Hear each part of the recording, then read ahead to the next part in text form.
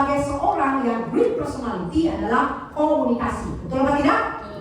Nah, communication skill itu sebenarnya adalah keterampilan menyampaikan pesan dengan baik. Jadi menyampaikan pesan dengan baik melalui keterampilan berkomunikasi. Dalam ilmu komunikasi sebenarnya banyak.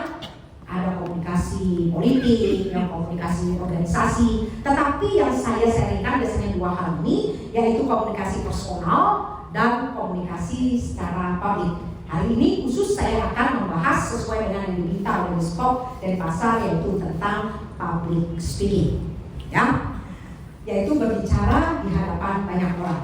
Oke, public speaking sebenarnya ada 3 level. Saya akan berikan yang level 1. Komunikasi yang persuasif itu ngapain sih sampai belajar di sini untuk persuasif kepada orang lain? Agar ada 2 hal ini, Bapak Ibu. Yang pertama dapat mempengaruhi, yang kedua bagaimana bisa mengubah perilaku atau sikap dari orang yang kita harapkan agar sesuai dengan apa yang kita harapkan. Ya, jadi sekali lagi tujuan komunikasi persuasif ini agar dapat mempengaruhi dan mengubah sikap perilaku yang agar bertindak sesuai dengan apa yang komunikator harapkan. Ya, kita ingin sekali ngomong orang lain nurut kan gitu ya Bapak Ibu ya, benar ya? Oke.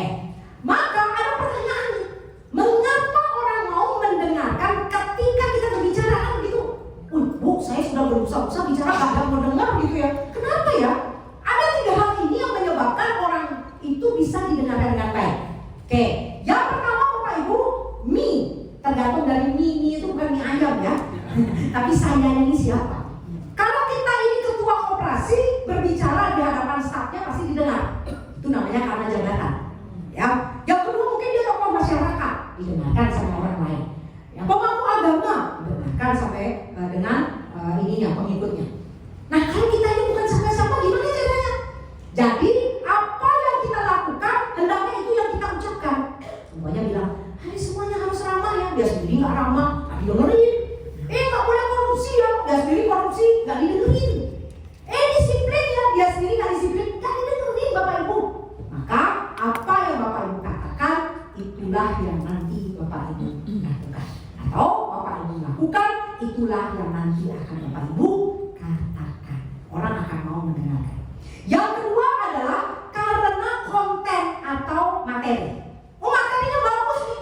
Bagaimana cara koperasi agar menjadi sehat? Nah gitu ya. Didengar sama orang lain gimana caranya ya? Nah gitu ya. Gimana membangun koperasi dari nol hingga menjadi koperasi yang mendunia gitu supaya didengarin sama orang lain. Itu tergantung konten. Apalagi bagaimana cara menjadi kaya dalam waktu 1 jam gitu ya.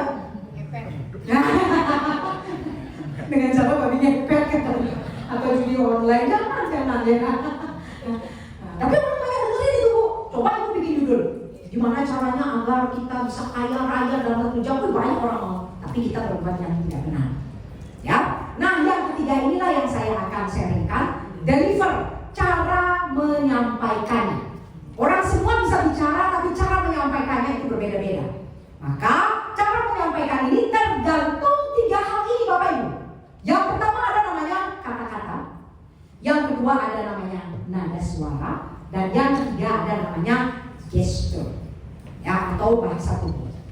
Nah, kata-kata, nada suara dan gestur ini termasuk komunikasi personal. Karena apa? Dia memberi pengaruh yang berbeda-beda terhadap apa yang kita lakukan. Yang pertama kata-kata 7%. Jadi kalau Bapak Ibu di sini bagus kata-katanya, pemilihannya, orang itu hanya terpengaruh 7% saja dari apa yang Bapak Ibu sampaikan gitu. Tapi kalau nada suaranya Bapak Ibu di sini bagus, orang itu akan terpengaruh 38%. Bahkan kalau Bapak Ibu menggunakan sempurna bahasa tubuh, maka 55% orang itu akan paham apa yang Bapak Ibu akan katakan. Jadi ini tergantung dari yang mana ahlinya. Yang pertama kita belajar kata-kata. Walaupun pengaruhnya 7% tetap dipelajari. Ya. Pengaruhnya 7%, jadi harus banyak punya simpanan kata-kata. Iya. Orang yang bisa berbicara dengan lancar itu karena simpanan kata-katanya bagus, banyak. Ya, maka Bapak Ibu di sini harus sering membaca, sering mendengarkan orang lain agar ya vocabulary atau simpanan kata-kata Bapak Ibu banyak. Ya, contoh. Generasi muda tidak boleh malas gitu sumpah. Ini kan kata-kata baku ya.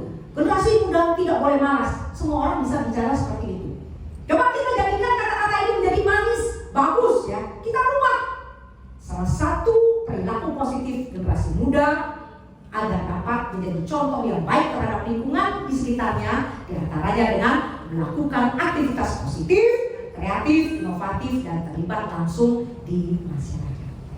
Lebih keren gitu ya, lebih gaya, lebih keren ya. Jadi kita kalau berbicara simpanan kata-katanya banyak, itu orang mau, wah ini bapak ini, ibu ini kok keren sekali ketika bicara. Namanya nada suara. Ingat, 38%. Ketika bapak ibu di sini mengatakan sesuatu tapi tanpa nada suara, tadi saya begini, kemudian saya mandi, kemudian saya ini, orang tidak akan terpengaruh. Maka kita akan pelajari karena pengaruhnya sampai 38%. Ya, contohnya yang pertama adalah pakai penekanan bapak ibu. Ini contohnya ya. Kami pegawai yang ramah. Kalau kita bicara kami pegawai yang ramah, nggak ada orang tahu. Coba kita pakai kami pegawai yang ramah. Oh, artinya kami. Atau kami pegawai yang ramah. Oh, artinya pegawai. Atau kami pegawai yang ramah. Oh, artinya yang ramah. Tergantung mana penekanannya. Mana yang penting itu yang ditekan. Yang kedua, saya telah pelajari ternyata dalam komunikasi sering sekali kita menggunakan nada-nada seperti ini. Ya. Yang pertama ada namanya nada lembut. Ya, nada lembut kita pakai, kita coba dengan abjad atau huruf A sampai dengan Z. Ya, saya akan latih Bapak Ibu nada lembut. A, B, C, D, E, F, G, H, I, J, K, L, M, N, O, P, Q, R, S, T, U, V, W, X, Y,